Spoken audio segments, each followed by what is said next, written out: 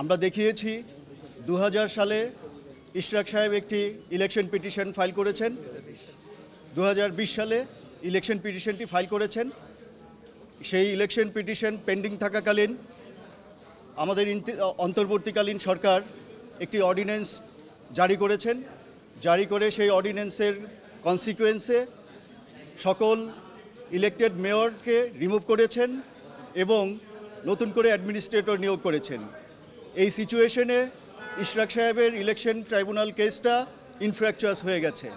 তারপরেও উনি দুইজন ভুয়া লোক সাজিয়ে পাওয়ার অফ অ্যাটর্নি ব্যতীত দুইজন লোককে এনে ইলেকশন কেসটার প্রেয়ার সংশোধন করেছেন। সংশোধন করে উনি অবৈধ নির্বাচন, যে নির্বাচনটাকে উনি অবৈধ চাইলেন, সেই অবৈধ নির্বাচনের নির্বাচিত মেয়র হিসেবে নিজেকে ডিক্লারেশন চাইলেন। অথচ আইনে আছে 30 দিনের পরে এরকম কোনো সংশোধন অ্যালাউ করা যায় না। বাট উনি আদালতের সাথে কলিউশন করে এই রকম রায় নিয়েছেন, সেটা আমরা মহামান্য আপিল বিভাগকে তুলে ধরেছি। এই পরিস্থিতিতে মহামান্য আপিল বিভাগ জানতে চেয়েছেন যে এই পর্যন্ত ইলেকশন কমিশন কি করেছেন বা আপনারা ইলেকশন কমিশনে গিয়েছেন কিনা। আমরা বলেছি যে আমরা ইলেকশন কমিশনে লিগ্যাল নোটিশ পাঠিয়েছি 24/7/2025 তারিখে বিকেল 4 ঘটিকায়, 27/4/2025 তারিখে 4 ঘটিকায় তাদেরকে বলেছি যে আপনারা আপিল করেন, না হলে আমরা কোর্টে যাব। তখন ওনারা তাড়াহুড়া করে রাত 10টা বাজে ওনার নামে গ্যাজেট পাবলিশ করে দিয়েছে। সেই জন্য আমরা আদালতে বলেছি, উভয় আদালতে বলেছি যে নির্বাচন কমিশন তাদের নিরপেক্ষতা হারিয়েছে। নির্বাচন কমিশন একটি দলের পক্ষ নিয়ে তাড়াহুড়া করে আইন মন্ত্রণালয়ের মতামত চেয়ে, কিন্তু মতামত না নিয়ে আমাদের লিগ্যাল নোটিশ পাওয়ার পরে তাড়াহুড়া করে এই গ্যাজেটটা পাবলিশ করে দিয়েছেন। তারপরে মাননীয় আদালত গতকাল আমাদের শুনানি মুলতবি করে ইলেকশন কমিশনকে ডেকেছেন। আজকে ইলেকশন কমিশনের লয়ার এসেছিলেন। ওনাদেরকে প্রথমে আদালত জিজ্ঞেস করেছেন যে আর্টিকেল 180 অফ দ্য কনস্টিটিউশনে আপনাদের যেই সাংবিধানিক দায়িত্ব, আপনাদের যে ইম্পার্শিয়াল দায়িত্ব, নিরপেক্ষ দায়িত্ব, আপনারা সেটা ঠিকমতো পালন করছেন না কেন? এটা তো আমাদের একটা লিটমাস কেস। আপনারা সেই লিটমাস কেসে ব্যর্থ হচ্ছেন, তাহলে জাতির কাছে কি মেসেজ যাবে? আগামী নির্বাচন আপনারা কিভাবে করবেন? আপনারা কনস্টিটিউশনাল দায়িত্ব পালন করতে ব্যর্থ হয়েছেন। আদালত আরও বলেছেন যে এত বড় বিল্ডিং করে রেখেছে কি শুধুমাত্র হাওয়া খাওয়ার জন্য নাকি? আপনাদের তো দায়িত্ব আছে, আপনারা জনগণের ইলেকশনের রাইট এনশিওর করবেন। মাননীয় আদালত এরকম অবজারভেশন দিয়ে আজকে মোকদ্দমাটি নিষ্পত্তি করে দিয়েছেন। আমরা আশা করব ইলেকশন কমিশন যথাশীঘ্র এটার বিরুদ্ধে আপিল দায়ের করবে।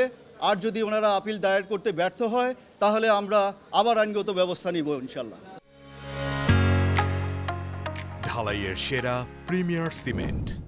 হ্যাঁ, ওনাদের তো মেয়াদ শেষ হয়ে গেছে, কোনো গেজেট শপথ পড়ানোর কোনো স্কোপ নাই এখন, আর মেয়াদই শেষ। এখন আর গেজেট পড়াবো, গেজেট দিয়ে কি হবে? না, মামলা চলমান ছিল সেই মর্মে আপনাদেরকে আমি একটি উদাহরণ দেই।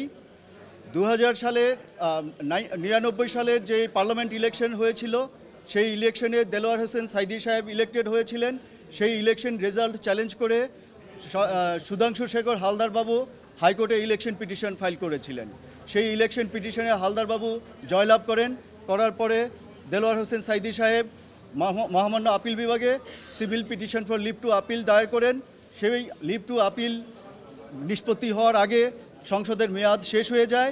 তখন উক্ত মামলাটি মহামান্য আপিল বিভাগ ইনফ্র্যাকচুয়াস বলে খারিজ করে দেন।